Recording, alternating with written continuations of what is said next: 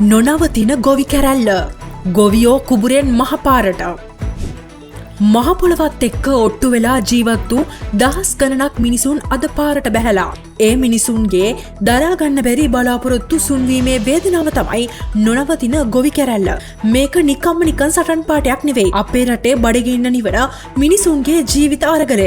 ලංකාවේ තැන තැන අද ඇහෙන්නේ බලාපොරොත්තු සුන්නුණු ඒත් අත් නොහරින මිනිසුන්ගේ සිංහනාදය.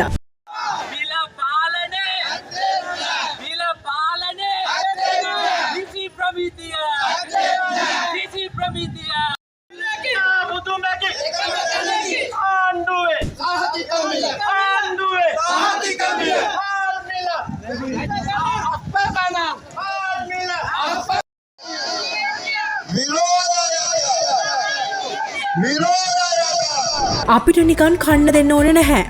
අපේ මහන්සියට සාධාරණ මිලක් පමණක් දෙන්න. මේක තමයි ඔවුන්ගේ එකම ඉල්ලීම. කුබුරට බැහැලා වැපුරුවාට අස්වැන්න නෙළුවට අද ගොවියාට ඉතුරු වෙලා තියෙන්නේ ණයබර විතරයි. පොහොර ටික බීජ ටික වෙලාවට නැහැ.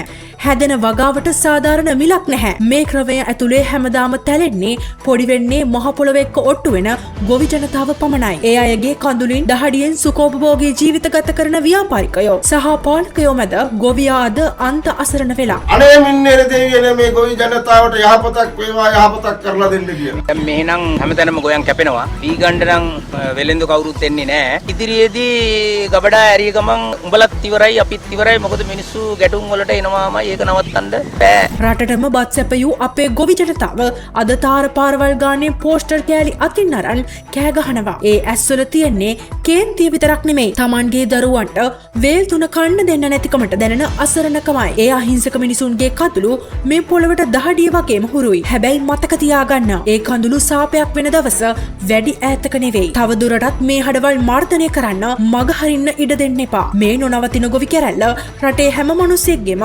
බඩගින්න වෙනුවෙන් කරන අරගලයක්. මහ පොළවේ උරුමකරුවන්ට Tamanගේ අයිතිය ලැබෙනකම් ඒ දෑත්වලට නිසි ගෞරවය ලැබෙනකම් මේ කැරැල්ල නතර වෙන එකක් නැහැ. රට පුරා තැන තැන සිදුවන මේ ගොවි කැරැලි අතරතුර ගොවි සංවිධාන නියෝජිතයන් පිරිසක් ඒකාබද්ධ විපක්ෂයේ නියෝජිතයන් මුණ ගැසීම පිණිස අද දින පාර්ලිමේන්තුවට පැමිණීමද විශේෂත්වයක්. බලව හඳලා ගන්න මෙයාලා දිනවා රුපියල් 17000ට බොහෝ විදිය තමයි මේ රුපියල් 10000ට ගොවි 10000ක් කියන ගොවියන් ඉන්නේ ආණ්ඩුව පාඩු කරගෙන. ආණ්ඩුව පාඩු කරගෙන මොකද ඒකවල් කියන්නේ මේ මන්ගේ තුමා මේ යුද්ධේ පටන් ගත්තේ ඊට මාස 3කට කලින් තමයි අපි ඛණ්ඩ රැස්වීම කියලා මෙච්චර පොහොර ප්‍රමාණයක් අපිට ඕනේ කියලා දැනුම් දෙන්නේ. ඒකෝට ඒ පොහොර ප්‍රමාණය දෙන්න නැතුව ඔය හිටපු මේ නෝනලා මහත්තුරු ටික මොකද කරේ? එයාලට කැම්පේන් එක දැක්වුවා. අපි කියන්නේ කුස්කාරයන් මුංගෙන් නෙමෙයි. ඊගාවතියට තමයි කමන්න අනිවාර්යයෙන්ම කුස්කාර මාත්‍ය වැඩ පිළිලා කියනවා. ගොයියාගේ තත්ත්වය මොකද තත්ත්වය සමහරලා. ස්වෝපෝසිත ගොයියේ විරෝධ හොඳට කට්ටමන්න ගොයියේ කියලා ස්වෝපෝසිත කරමු අපි කවුරුත් එකතු වෙලා මම අදහස් කරනවා.